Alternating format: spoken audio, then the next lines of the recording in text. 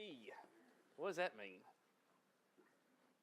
We'll talk about it. We'll get there. As a kid, my dad, growing up in Southwest Little Rock, and this was before Southwest Little Rock was really, really bad, but my dad had bars put on the back of our house, the back windows, the back door, because sometimes he was away at school or for work or whatever, and he wanted to make sure his wife and son were safe, and nobody could get in the back way. Maybe they could the front, but they couldn't the back. Okay, and that was his way of protect. One of the ways that he was going to protect his family. We go to great lengths to protect our family. We lock our home when we leave. Many have alarm systems. We go to great lengths to protect our family physically, but do we protect our family from Satan? That's the question. Man and woman become one at marriage, and then the rest of their lives, Satan's doing everything he can to make them two again.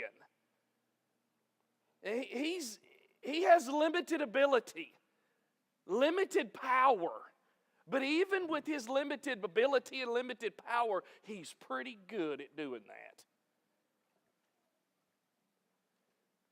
He wants so badly to tear families apart and is working hard against our families today. But here's the reality. God has blessed you with your family. God has blessed us with our families that we love dearly. So let us fulfill our roles in the family and do what we can to protect our family. We'll talk about that QFT in a little bit. My kids were on me yesterday. What is QFT? What is QFT? I said, you'll have to wait till tomorrow. So nobody knows but me. And maybe you can figure it out. It's nothing earth-shattering, but I think it's pretty good stuff. Turning to Ephesians 5. Ephesians 5, we're going to spend our time there today. A text that you should know well, but one we should never take for granted, as it goes through and it gives us the role of every individual in the family, their responsibility, from the wife to the husband to the children to the parents. Everybody's roles are covered in this text. The end of chapter 5, 22 through chapter 6 here in a minute, verse 4, I think. But let's begin with the wife. The wife's role in the family. Ephesians 5:22 and following. Wives, submit to your husbands. And we go, oh, listen. Wives, submit to your husbands as to the Lord. For the husband is the head of the wife, as Christ is the head of the church, his body, of which he is the Savior.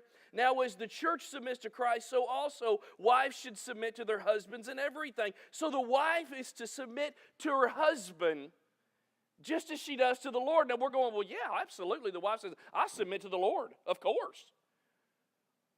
Well, as Christ is the head of the church, that's the model. We have no problem submitting to Christ. And this is another model he's given us. Wives, submit to the husband. As Christ is the head of the church, so the husband's the head of the wife. This should not, it's always been foreign to me, and I don't understand why it's so offensive. This should not be offensive to anyone because it's the way God designed it. It's a God-given role. You honor God, wives, in that role. Christians, we all submit to Christ. Wives submit to her husband. Now let me say this. Well, let me look at verse 33 before I make that statement. Verse 33, however, each of you, Ephesians 5:33, each of you must also love his wife as he loves himself. We'll talk about that in a minute. And the wife must respect her husband. So she's to submit to her husband. She's to respect her husband. Let me make this statement. A husband who is worthy of respect, a wife will not struggle to submit to. I'll just say it that way. Now, let me say what this doesn't mean. Submit doesn't give the husband the authority to rule over his wife and to verbally or physically abuse his wife. That's not what that means.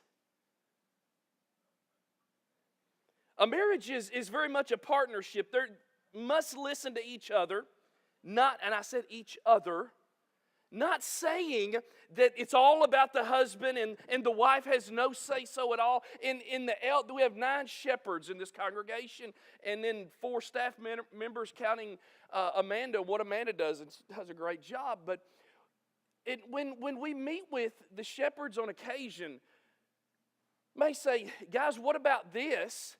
And they say, no, we don't want to do that. This is what we're going to do. Well, I may not like their idea, and they may not like my idea, but guess what? I'm going to submit to their idea. I'm going to submit to what they say. I'm going to yield to their idea, their thought, okay? The way they want to do things. Why? Because of their position as the shepherds of this congregation. And God, it's not a power thing here with husband and wife. It shouldn't be. The husband that does his role well, and we're going to talk about that in a minute, the wife's not going to have a problem respecting him. He's going to be worthy of respect. And if he's worthy of respect, she's not going to have a problem submitting to him. And this totally, I don't have to say this again, but I will. It totally throws out the idea of rulership, dictatorship, abuse. It's a God-given role. Okay, let's don't go crazy with that. All right, next, let's move on. The husband, we got a lot of ground to cover, so we're going to have to move a little quicker. The husband's role in the family, read with me a little bit. Husbands, love your wives as Christ loved the church and gave himself up for her to make her holy, cleansing her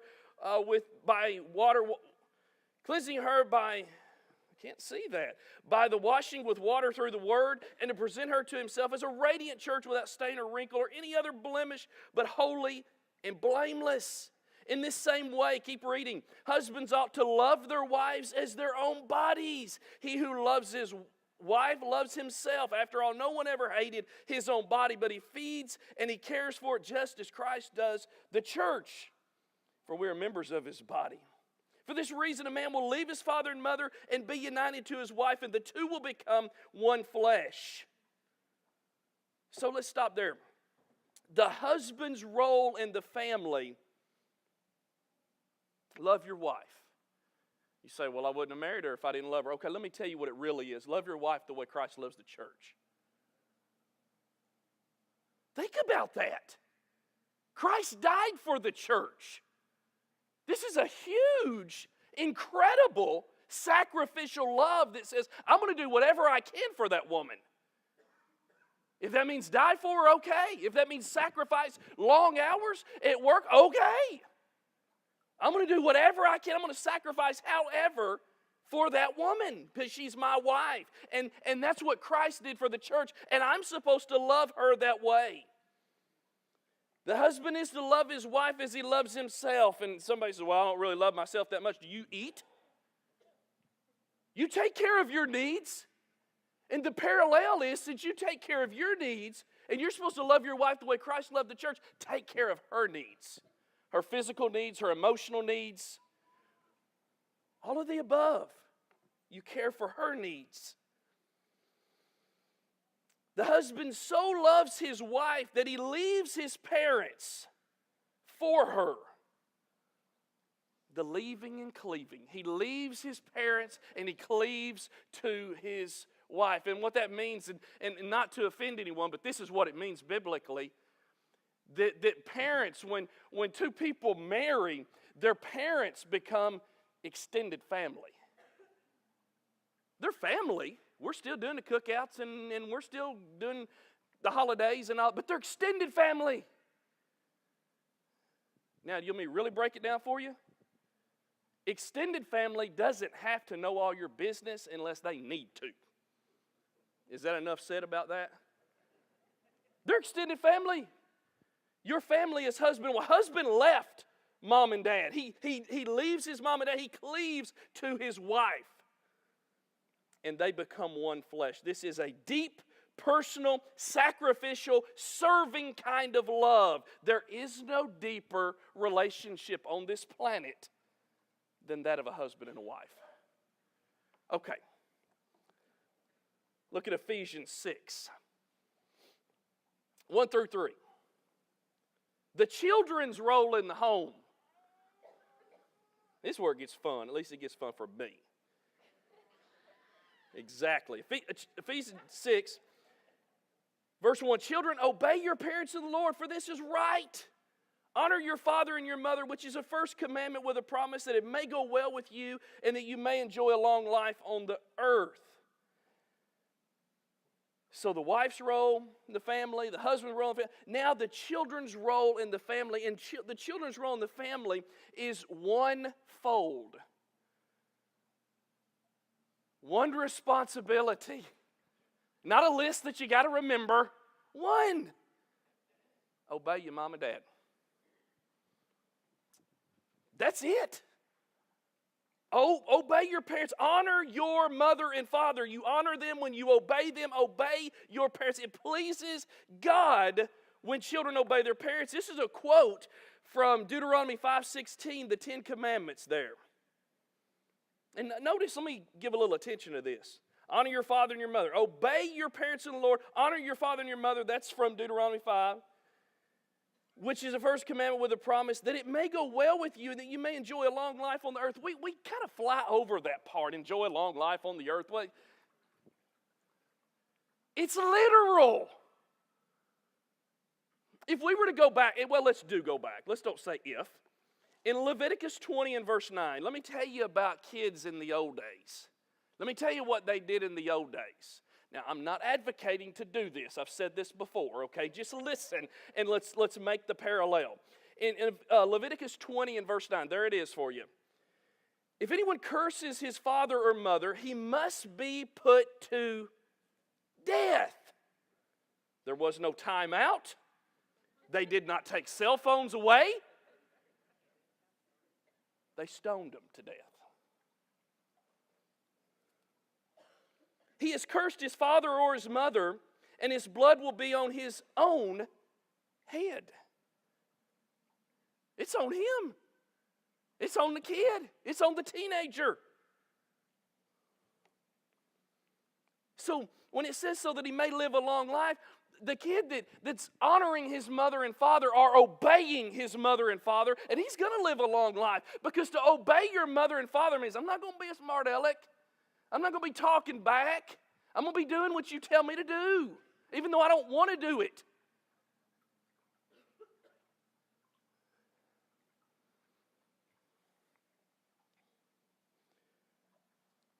That they may live a long life on the earth. I'm not saying that that's the right approach. We're taking cell phones away today. And kids are going, oh, I can't breathe. Because that's my lifeline. And it is. That's not funny. Because it is their lifeline. To take their cell phone, they don't know how to exist. It is true. It is true. I know it's true. I live with it.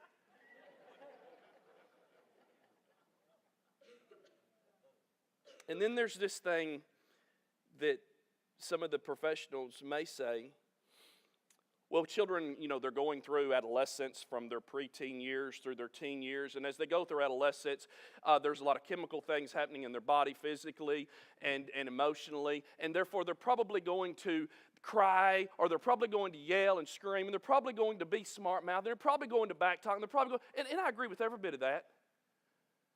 But it doesn't make it okay. That's what we miss. Oh, teenager, puberty.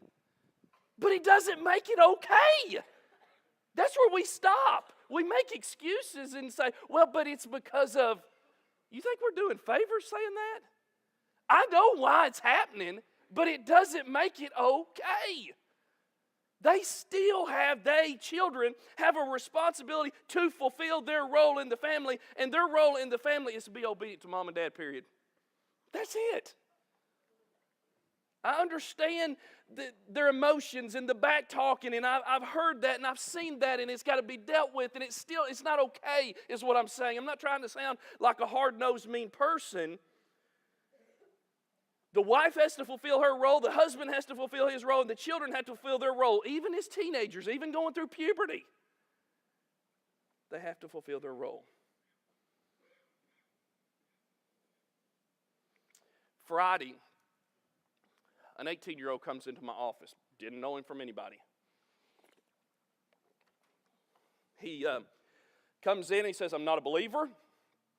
although I've read the Bible and I've read the Quran. Okay. And I think there was a shock factor. He really wanted to shock me bad. And I just listened to him. I said, okay, sit down. What's going on? I have no idea who this kid is. Never seen him before in my life. And he begins to use profanity like you wouldn't believe. And I had to stop myself from saying, dude, because I would have talked on his language, you need to shut up quick. But I didn't. Wanted to badly, but I didn't. I refrained, and I listened to him go off on his dad and how horrible his life had been and how he was living with his dad now and how his dad had kicked him out of the house. And, I mean, he had a chip this big on his shoulder. I could see it. And I let him go for a little bit. And I said, okay, so what's the plan? I'm going to go home to my dad's house tonight, and he's already said I'm kicked out, so I guess I'm going to be out on the street. So what are you going to do? I guess I'll leave the key there. I said, so okay, then what are you going to do? I'll have to leave the key to the car he lets me borrow. So you have a job? No, sir. You have a bank account? No, sir. I don't have enough money to buy socks. Okay, so after you leave the keys, what are you going to do? So I guess I'll just go out on the street. I said, then what are you going to do? I'm going to try to find a place to sleep. I said, what are you going to do the next day? What are you going to do the next day and the day after that? I said, let me tell you what's going to happen. Let me tell you how this is going to play out for you. Because he's tough. Attitude like you wouldn't believe. What's going to happen is you'll get out on the street, and eventually you'll start breaking the law because you get hungry, and you'll want a warm place to stay. And you may even do some drugs and get addicted. And eventually you'll end up in prison. You're 18, you got a lot of life to live with or live for. Let me say this. This is my advice. First of all, quit talking that way. Clean your language up. Because it's not impressive to me. Or anyone my age for that matter. Secondly, humble yourself and go home to your dad because you need him. He's paying your bills. Bad growing up life? Absolutely. I feel sorry for him? Of course.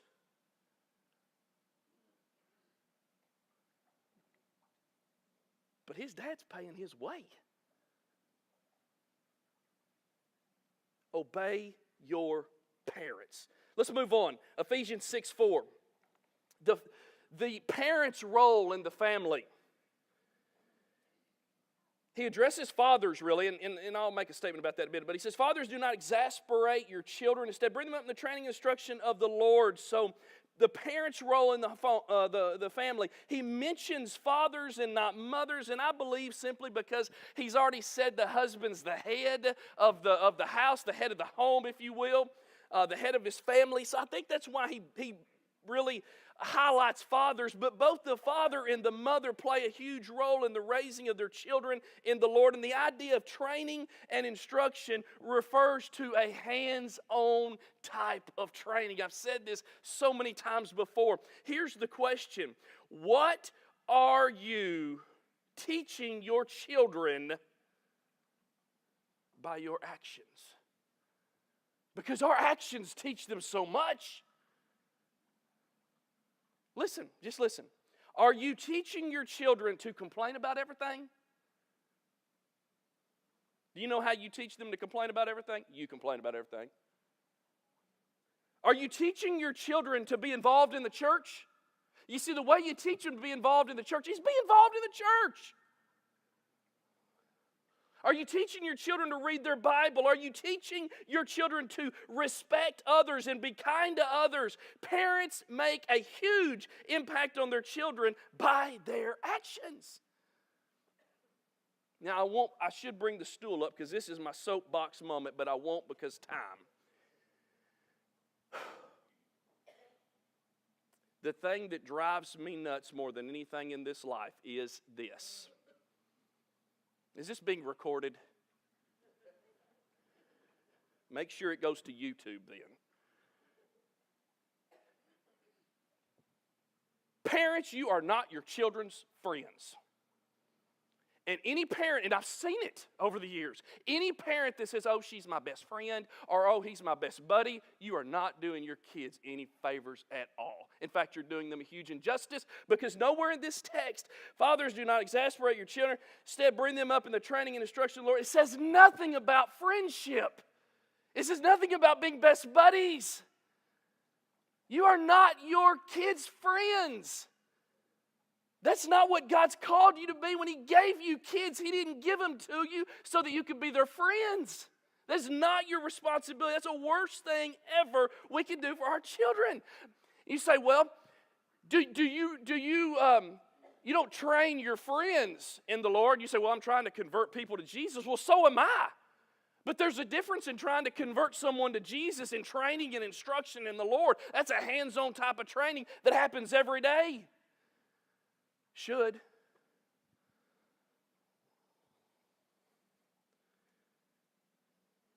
The wife submits, the husbands love, the children obey, the parents lead and train in the Lord.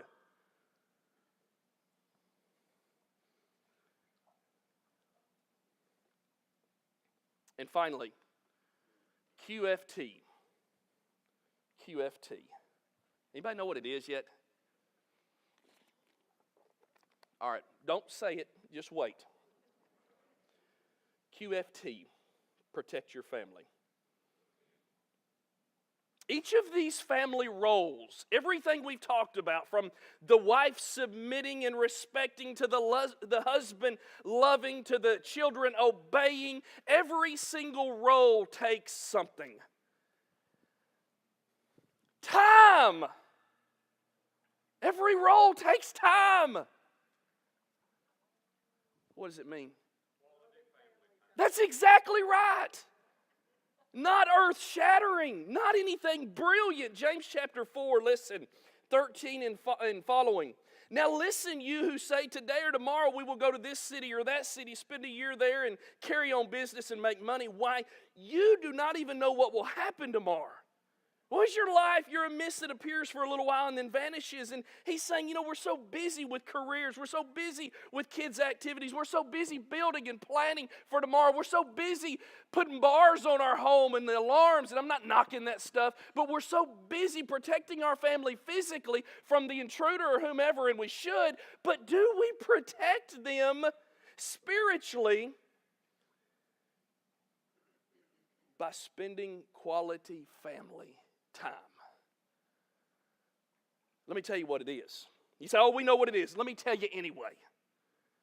Quality family time is time set aside to reconnect with spouse and kids by, you're not going to believe this, talking. It is so simple. Nothing profound. But I can remember being in a restaurant. And the cool thing about a restaurant is if you don't eat around the table at your house, probably don't eat around the table with your family at a restaurant, right? So that's the cool thing about it. But it's interesting at the restaurant and looking around, and I've seen tables where families are there. I think this is cool. And you know what? Then I noticed something. You've noticed it too. They're going, shh, this is what we're having for dinner. Or, oh, did you know he went there? They're checking everybody else's life out. They're involved in everybody else's life on social media, and they are so disconnected with the 3 or 4 or 5 people sitting at their table that they're supposed to be most in love with. That's not quality family time. Quality family time is talking and finding out what's going on in the lives of those you love the most. There is a personal attack against our families. We need to worship together. We need to pray together. And folks, we need to make quality family time a priority. I think Satan is so successful because families are so busy. They don't have time for QFT, quality family time. Who has time for that? Time we get home, it's bedtime. We get up and hit the ground running, and it's bedtime again. And Saturday, we got games on Saturday and practice on Saturday, and we got to get to the mall and exchange this gift from Christmas still. Which reminds me, we don't have time for this kind of stuff.